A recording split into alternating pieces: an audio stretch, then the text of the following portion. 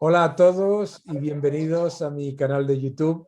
Es todo un honor, un placer, un auténtico lujo tener conmigo hoy a Leopoldo López. Leopoldo López, que fue preso político en Venezuela y líder de Voluntad Popular, autor de este maravilloso libro que se llama Preso pero libre, que todos debéis comprar porque además de ser un libro muy fácil de leer, es un libro que te llega al corazón, ¿eh? ¿Y cómo estás, Leopoldo? ¿Qué tal? Bueno, muchísimas gracias. Gracias por esta oportunidad y yo también he leído tus libros, he seguido tu carrera, tus propuestas y es un honor poder estar aquí compartiendo contigo. Muchas gracias. A mí me gustaría, Leopoldo, que empezases por contarnos a todos cuál es la situación actual en Venezuela, porque parece como que en el debate político en España se ha, digamos que, reducido la intensidad de la información sobre Venezuela. Mira, lamentablemente la situación en Venezuela sigue siendo dramática y cada vez es peor. Y es peor en lo más importante a la hora de hablar de cómo está un país, que es que su gente está sufriendo. Hoy la población venezolana está sufriendo y te doy algunas cifras que son, creo que, muy claras para entender la situación. Durante los últimos años, durante los últimos 7 años, pero particularmente en los últimos 3 años, han salido de Venezuela millones de personas expulsados del país. Han salido sin querer abandonar su tierra, pero buscando oportunidades por no tener comida, por no tener oportunidades de atención médica, por no haber oportunidades de empleo, por la inseguridad, por la persecución política, por la presencia de grupos irregulares, por la hiperinflación y por la escasez de oportunidades de empleo y por el agobiamiento de todas y cada una de las libertades. Porque la libertad no es un concepto único, es la sumatoria de muchas libertades que en el caso venezolano se han ido eliminando una a una. Entonces nuestro país hoy está en una situación de pobreza.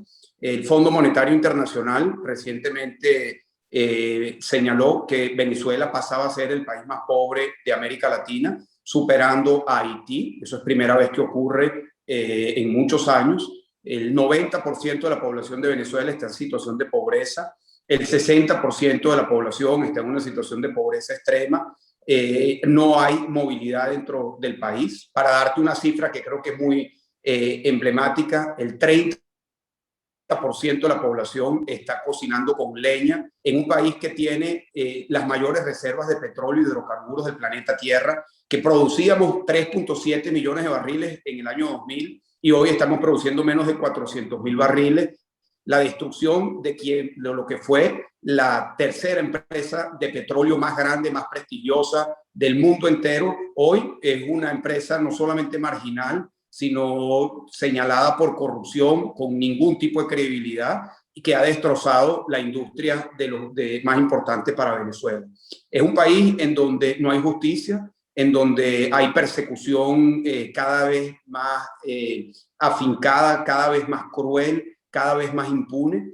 El día de ayer, los venezolanos nuevamente vimos unas imágenes de una batalla entre bandas criminales y la policía de manera completamente similar a una guerra. Estamos hablando de disparos con armas de alto calibre en el corazón de la ciudad de Caracas. Hay un conflicto con la guerrilla colombiana, entre bandas de la guerrilla colombiana, en la que la dictadura de Maduro ha decidido participar activamente a favor de un sector de la guerrilla colombiana para liberar unas rutas a favor del narcotráfico en el que está involucrado el cartel de Sinaloa. Nicolás Maduro ha sido señalado de ser responsable de crímenes de lesa humanidad por la ONU, por el Consejo de la ONU, la Comisión de Derechos Humanos de la ONU, por la Corte Penal Internacional. Y Nicolás Maduro se ha convertido en un dictador, un tirano, como lo dice siempre Felipe González, que reitera que peor que una dictadura, Venezuela es una tiranía por la arbitrariedad, la persecución. Hay más de 400 presos políticos, civiles y militares en Venezuela.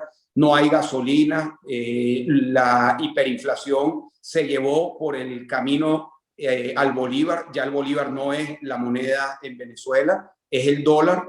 En dólares, la inflación en los últimos meses ha sido de más del 200% en dólares, lo que significa un empobrecimiento, pero también se ha creado una burbuja de privilegios de un sector, muchos de ellos financiados por recursos provenientes de la corrupción o provenientes de privilegios, pero es una burbuja pequeña que cada día genera más privilegios para ellos, y Venezuela se convierte en un país groseramente desigual. Y dentro de ese panorama, nuestra ruta sigue siendo avanzar hasta lograr la libertad y lograr conquistar unas elecciones libres. Disculpa esta larga introducción, pero creo que responder cómo está Venezuela hay que responderla con un conjunto de cosas, y me quedo corto de la cantidad de diagnósticos lamentables. No hablamos de la educación, ni de la nutrición, ni de la situación de las universidades, o la situación de los gremios, de los ataques al sector privado, o los ataques a las organizaciones gremiales y sindicales, a los medios de comunicación. Es decir, la lista es muy, pero muy larga con respecto a lo que es el diagnóstico de Venezuela como una situación a la que el mundo entero tiene que prestar atención, y que tiene que entender que los venezolanos solos no podemos conquistar la libertad, y que la conquista de la libertad en Venezuela tiene unas implicaciones no solo para Venezuela, sino para la región y el mundo. Uno de los mensajes que utiliza constantemente los que defienden al chavismo, que desafortunadamente los tenemos en España, claro, es que ha bajado el precio del petróleo. Entonces en Venezuela lo que le ha pasado, decía Juan Carlos Monedero, es que ha bajado el precio del petróleo. Venezuela es el único país de la OPEP que tiene hiperinflación y que tiene un 70-80% de pobreza. Es el único país de la OPEP que está con esa situación de alerta humanitaria que no tiene parangón. Pero me gustaría que nos comentase lo que ha sido el expolio de PDVSA. Mira, sobre ese tema comienzo con algunos números que ayudan a entender muy bien la situación.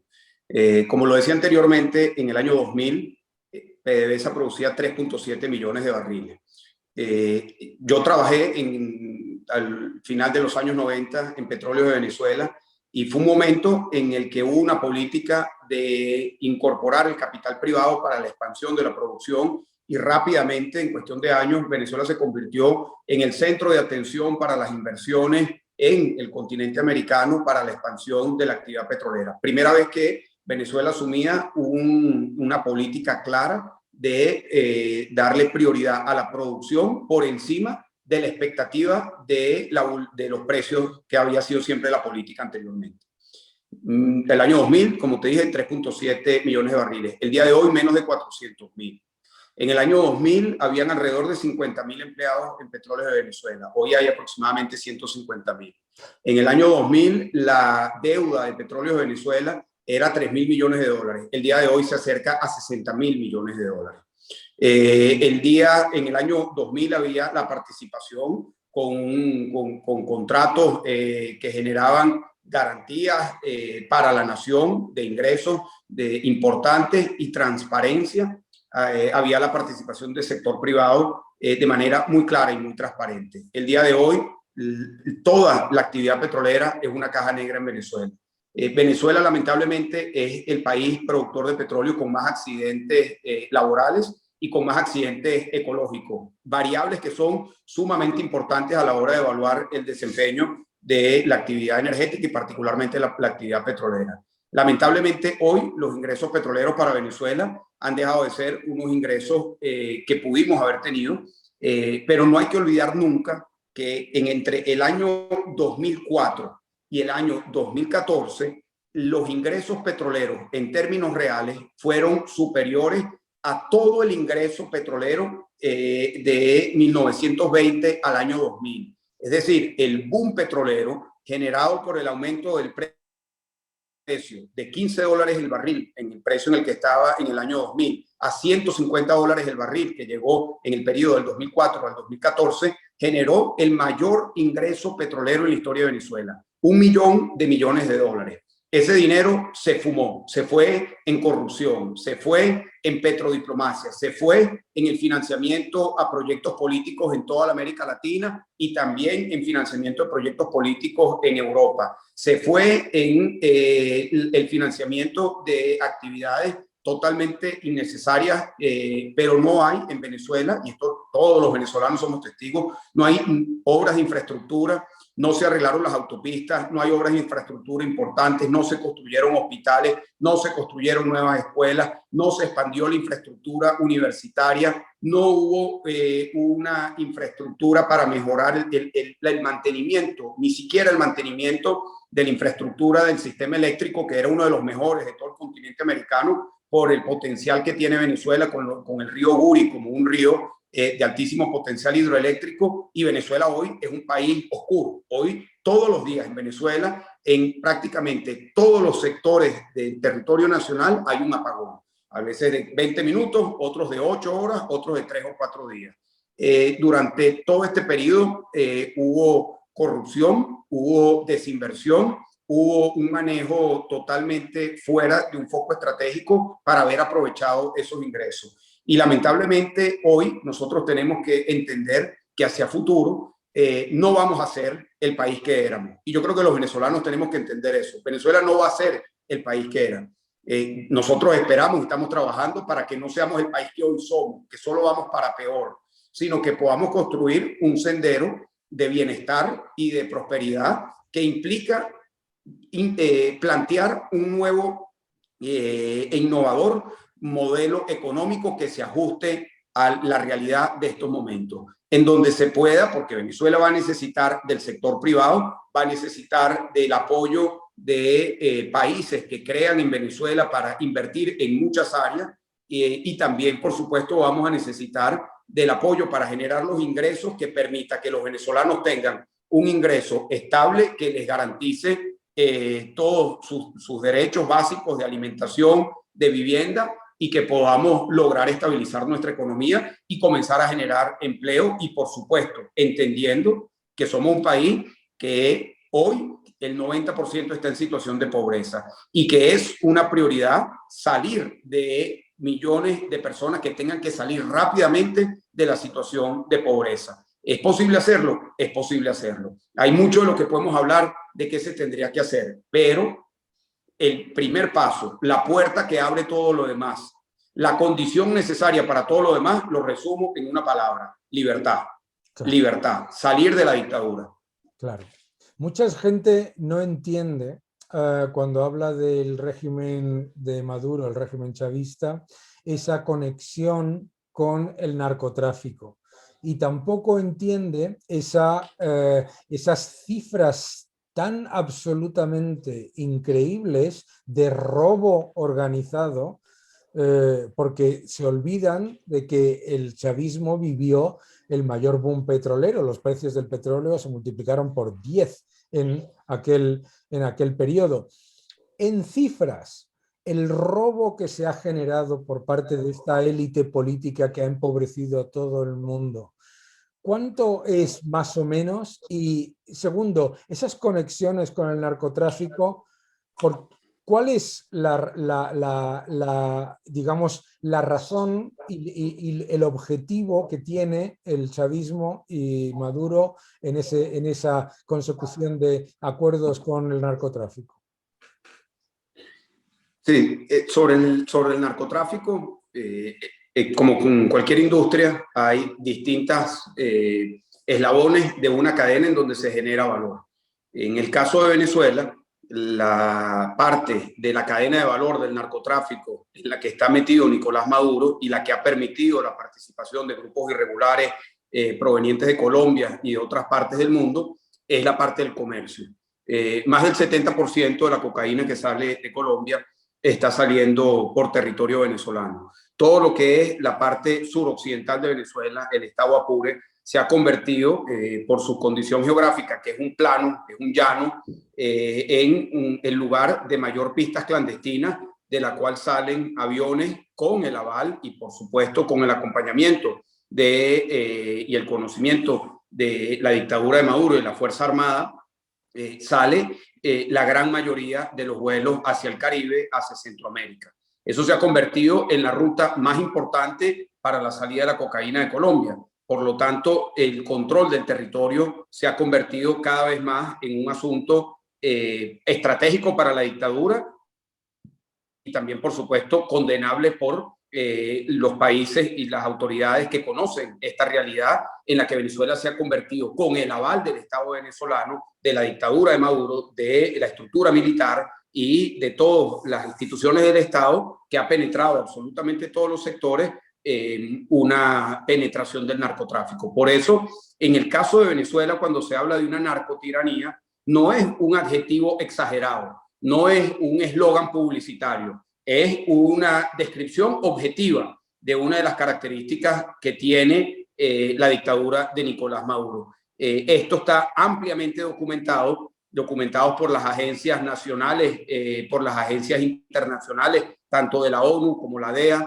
Se han hecho suficientes informes sobre hoy cómo no solamente Venezuela colabora en la parte de la salida de la cocaína de Colombia y de otras partes, sino que se han venido entregando partes del territorio venezolano a distintos grupos. En el caso de la frontera con Colombia, ha habido una disputa y que en los últimos días ha tenido un conflicto armado entre distintos factores de la FARC. Venezuela, como se sabe, se convirtió en el desaguadero, en la puerta de salida para muchos de los grupos irregulares durante el proceso de las discusiones de paz en Colombia. La dictadura le abre las puertas y no solamente hoy tienen presencia en la frontera, sino tienen presencia en más de 15 estados del territorio nacional.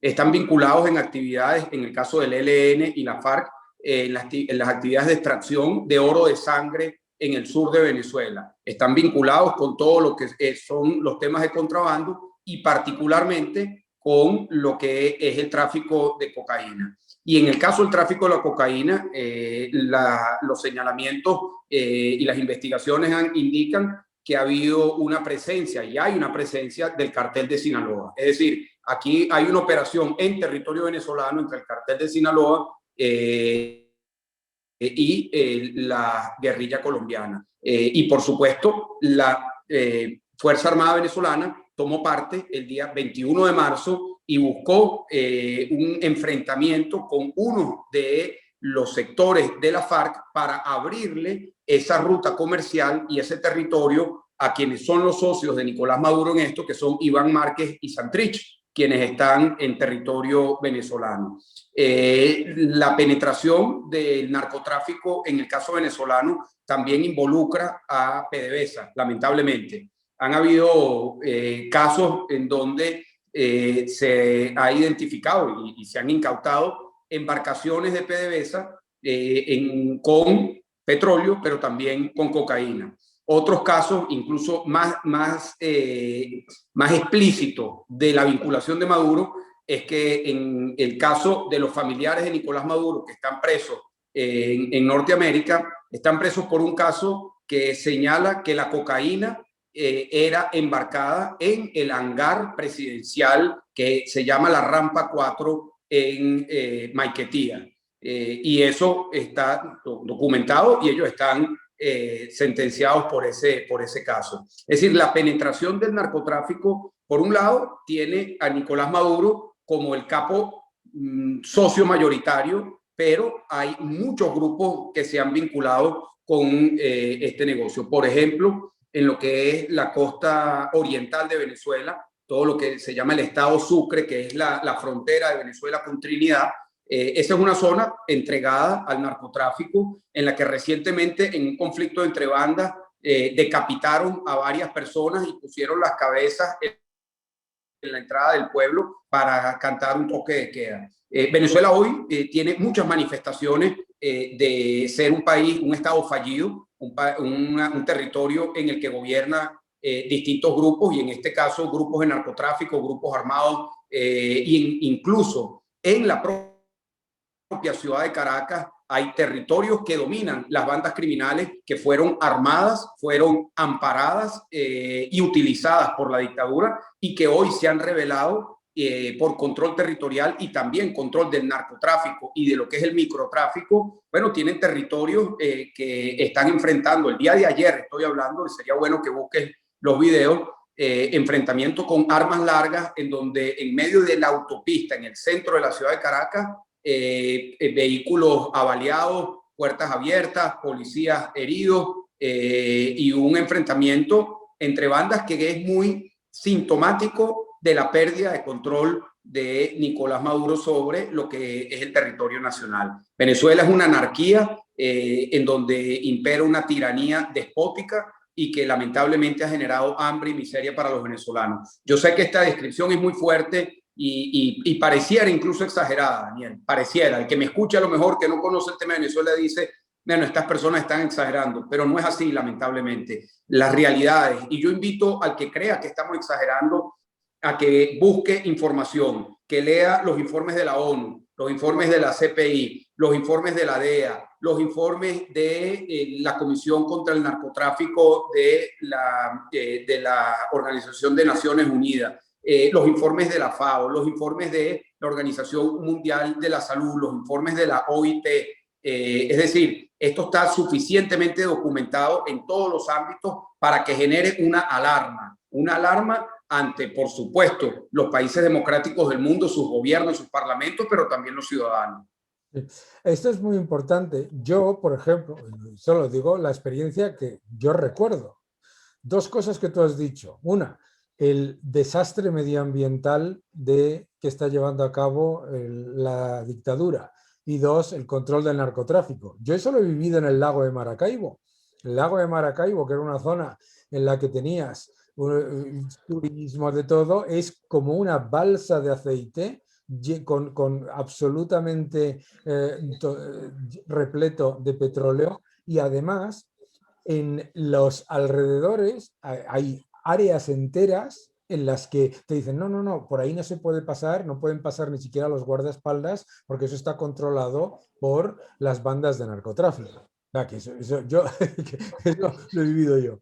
Una de las cosas que la gente dice es, vamos a ver, la dictadura se ha rodeado, por un lado, de las Fuerzas Armadas y por otro lado de los narcotraficantes, y además utiliza esa situación extractiva por la cual la poca riqueza que llega al país la acumula los que están cerca del poder, muy ricos, y por el otro lado se perpetúa el régimen. ¿Qué es lo que puede hacer la comunidad internacional para romper esa cadena de intereses?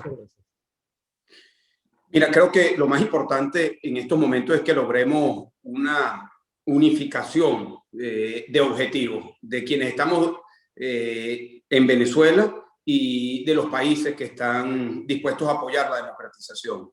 Antes de hablar de la comunidad internacional, Daniel, yo quiero explicar nuestra apreciación del panorama internacional, de la geopolítica alrededor de Venezuela.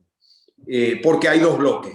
Hay un bloque de países, Estados Unidos, los países de la región, Europa, que han apoyado el proceso de democratización en Venezuela y la búsqueda de la libertad, pero hay otros países muy poderosos, con mucha determinación, que apoyan a la dictadura de Nicolás Maduro. Me refiero a China, a Rusia, a Irán, a Turquía, a Cuba. Cada uno de ellos apoya a la dictadura de manera distinta, pero y de manera, todos y cada uno de ellos muy comprometidos. Apoyan con equipamiento militar, entrenamiento militar, inteligencia, espionaje, financiamiento, lavado de dinero, blanqueamiento de los recursos que vienen de la corrupción, apoyo diplomático activo, proactivo, manipulación de las comunicaciones a través de la contaminación de las redes sociales, refinación y comercio del oro de sangre que se produce en Venezuela. Es decir, Venezuela ha entrado en un circuito incluso económico, pero también político, en el que estos países generan mucho más apoyo a la dictadura del tipo de apoyo que nosotros recibimos por parte de los países democráticos. Claro. Y yo esto lo digo no sin antes decir que estamos agradecidos de todo el apoyo que hemos recibido. No quiero que se malinterprete, pero no es suficiente, porque nosotros no estamos enfrentando a Nicolás Maduro. Yo creo que a veces es injusto cuando se evalúa el conflicto venezolano y se pone toda la carga de responsabilidad sobre los sectores democráticos. La tenemos en una parte muy significativa, pero hoy el conflicto venezolano requiere del apoyo internacional y de hacerle un contrapeso a estos países que están apoyando de manera muy activa en muchos frentes a la dictadura de Nicolás Maduro. Entonces nosotros estamos enfrentando a la dictadura de Nicolás Maduro, a las potencias de Rusia, Turquía, China, Irán, la influencia de Cuba, la FARC, el ELN, los grupos vinculados al Hezbollah, grupos vinculados al narcotráfico como el cartel de Sinaloa. Es decir, eso es lo que estamos enfrentando nosotros en Venezuela. Y de este lado, yo siento que el gran reto que hay, y creo que la administración Biden abre una oportunidad para eso, es tener un foco común y una estrategia común para poder generar todo el nivel de presión, de garantías y de acompañamiento para que en Venezuela podamos lograr la libertad y un acuerdo para unas elecciones libres. Que tengamos unas elecciones con garantías para todos los sectores, que pueda dibujar una transición que garantice estabilidad política para tener también estabilidad económica, que es el gran desafío de un proceso de transición, y eso lo necesitamos lograr, la única manera que eso se pueda lograr es si existe un compromiso decidido, articulado por los países que nos apoyan. Ha habido una realidad que es que en el pasado ha habido diferencia entre la aproximación sobre el tema de Venezuela. En estos momentos nosotros estamos haciendo nuestro mejor esfuerzo y le pedimos a Europa, a España, Estados Unidos, a los países de la región, que así como nos piden unidad a lo interno a nosotros, también exista unidad y compromiso con el proceso de liberación y democratización de Venezuela. Necesitamos todo el apoyo, como lo dije, estamos agradecidos del apoyo que se ha recibido, pero no podemos nosotros plantear la fatiga del caso Venezuela, dar el caso Venezuela por perdido, como algunos dicen. Ya Maduro se queda, ya Venezuela es Cuba. No, no es verdad. Venezuela no es Cuba, ni Maduro se tiene que quedar, ni Maduro se va a quedar. 90% del pueblo venezolano quiere salir de Nicolás Maduro. Hay suficientes razones humanitarias, de derechos humanos, morales, para comprometernos los venezolanos y quienes no son venezolanos para salir de la dictadura, que lo que ha generado es hambre, miseria, narcotráfico, delincuencia, violación sistemática de los derechos de todos los venezolanos, y le ha borrado la posibilidad de soñar con un futuro mejor a los venezolanos. Nos toca a todos juntos construir las condiciones para que los venezolanos, a través de unas elecciones libres, puedan construir ese país que todos merecemos. Pero necesitamos el apoyo de todos. Claro, claro, es tan importante porque, y en eso, pues, un llamamiento a las autoridades españolas que están en la Unión Europea, a los partidos, para que hagan ese trabajo tan importante, porque es mucho más que una crisis humanitaria, es una crisis, es una crisis y un ataque a la libertad, a los derechos humanos y a la estabilidad de las democracias del mundo, porque mucho de ese dinero que se utiliza para el robo a gran escala se utiliza para desestabilizar. Mira, yo creo que ese tema que estás planteando es sumamente importante. Yo estoy convencido de que hoy hay un ataque sistemático a las democracias y al modelo de democracia liberal. Hay un ataque de socavar desde adentro las democracias, de financiar procesos que debiliten los procesos democráticos. Eso está pasando y ha pasado con la interferencia que hemos visto en los procesos electorales del 2016 y del 2020 en los Estados Unidos. Sucedió con la interferencia en el proceso del Brexit en el Reino Unido. Sucedió en el momento más álgido de el proceso de Cataluña, y por supuesto que en Venezuela es algo, no es que sucedió, es que sucede y cada día arropa más.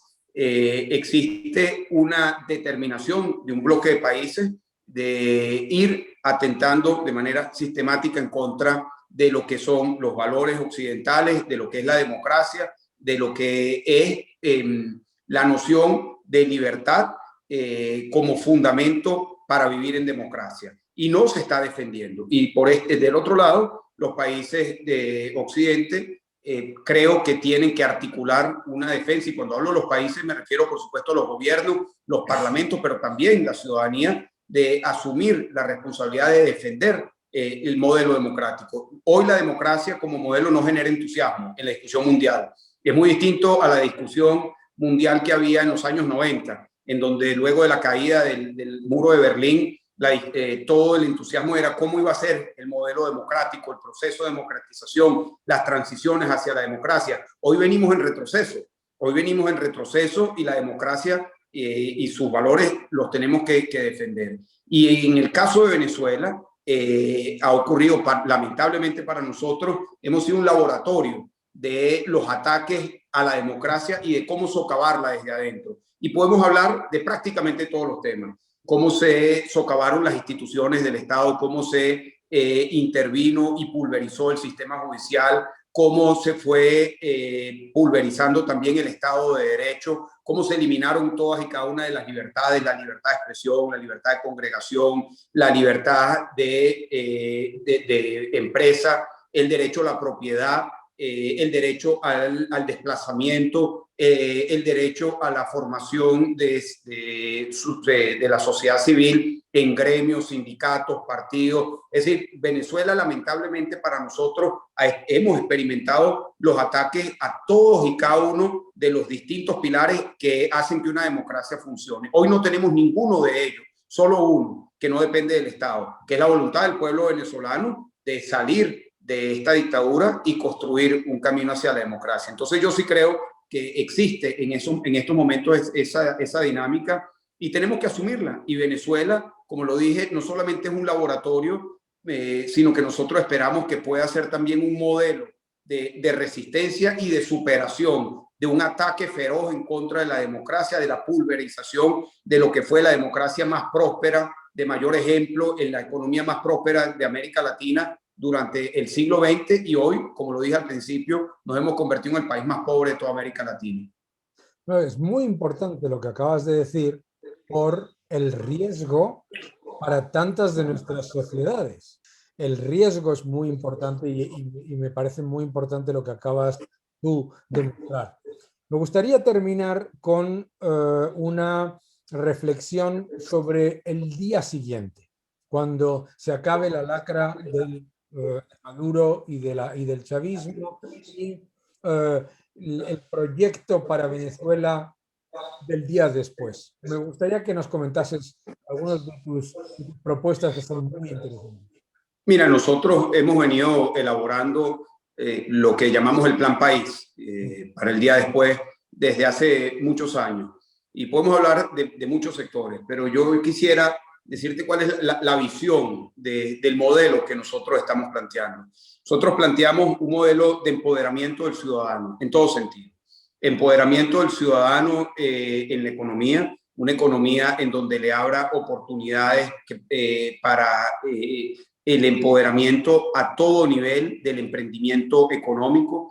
Nosotros estamos convencidos que el modelo hoy en Venezuela está totalmente agotado. Si bien el petróleo va a ser muy importante y tenemos una visión muy clara de cómo hacer del petróleo una palanca para el bienestar y el desarrollo, entendemos que Venezuela ha cambiado y tenemos que rápidamente abrir las compuertas para emprendimiento e inversión en todos los sectores. Venezuela va a ser un país para construir todos los ámbitos, todos los sectores, en el sector público, en el sector privado, en el sector de servicios, manufactura, industria, energía. Es decir, está todo por hacer. Y eso, la propuesta nuestra es el empoderamiento y el respeto de los derechos de los ciudadanos.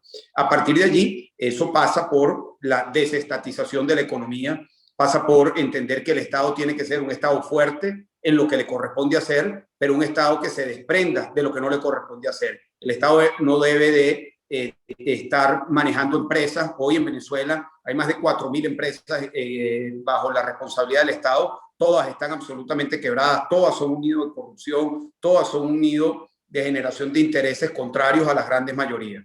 Por otra parte, abrir la posibilidad de industrias tan estratégicas como alimentos. Hoy Venezuela es un país totalmente dependiente de la importación de alimentos, de la proteína y también de los carbohidratos, y rápidamente con el ciclo corto y en un mediano plazo Venezuela puede convertirse en un país con una meta muy clara, que es el abastecimiento nacional de la alimentación de nuestra población. Y eso lo podemos y lo tenemos que lograr rápidamente. Eso significa darle un impulso al sector agrícola, al sector pecuario, dar garantías de propiedad, garantías de Estado de Derecho, que se permita que se tenga la seguridad en el territorio, seguridad jurídica, seguridad física, y que podamos abrir las posibilidades de inversiones importantes. Yo creo que en el tema venezolano cada día se hace y va a ser cada día más importante la responsabilidad de quienes han salido de Venezuela. Hay millones de venezolanos que han salido de Venezuela, casi 7 millones de venezolanos, que hoy representan la primera fuente de ingreso nacional por encima del petróleo, por las remesas. Y yo no tengo ninguna duda que si se generan las condiciones, si hay el entusiasmo para poder visualizar un futuro mejor, vamos a tener la inversión no solamente de capital, sino de talento, de conexiones, de perspectivas, de venezolanos que han triunfado y que han tenido oportunidades de crecimiento en otros países en diversidad de sectores, en la ingeniería, en la medicina, en la construcción, en los servicios, en la alimentación, en la finanza, en el sector energético. Es decir, hoy hay venezolanos que han tenido iniciativas y estoy seguro que van a regresar invirtiendo, como te dije, capital humano, conocimiento rápidamente. Por supuesto, lo más importante, como lo dije anteriormente, es rápidamente generar una estabilidad económica que permita que los venezolanos puedan tener un ingreso que sea suficiente para comprar alimentos y garantizar sus medicinas. Eso se puede hacer. Ahora bien, estamos conscientes que para lograrlo en el corto plazo vamos a necesitar de un financiamiento extraordinario, muy significativo por parte de las fuentes de financiamiento internacional, incluyendo el Fondo Monetario, el Banco Mundial y, por supuesto, el apoyo que recibiremos y esperamos recibir de distintos países para darle prioridad al tema humanitario. Claro. Pero es necesario entender que solos no vamos a poder impulsar esta reconstrucción y que va a ser necesaria la incorporación de capital, de acompañamiento estratégico de parte de venezolanos que están en el mundo y de otros países. Claro. Pues no podemos hacer otra cosa más que decir primero a todos nuestros países y a todos nuestros gobernantes lo importante que es eso, ¿no? Participar no solamente en la democratización de Venezuela, sino en la reconstrucción, porque hay mucho que hacer después del huracán devastador que ha sido el chavismo y la dictadura de Maduro. Leopoldo, qué placer ha sido hablar contigo. Muchísimas gracias. Que muchos recuerdos a tu bellísima familia. Que tengáis éxito en recuperar ese maravilloso país que es Venezuela, que cualquiera de vosotros que nos estáis viendo, que lo podáis visitar cuando recupere la libertad. Y mientras tanto, no olvidéis de comprar tu libro, que merece la pena. Y si os interesa la parte energética, este libro, muy interesante, en el que das una enorme cantidad de datos para los que están interesados en la recuperación de lo que ha sido un sector absolutamente clave. Leopoldo, un gran placer, un fuerte abrazo. Muchísimas gracias, Daniel. Gracias, gracias. Gracias por ver este vídeo. Por favor, suscríbete a mi canal, deja tus comentarios y sigue defendiendo la libertad. Muchas gracias.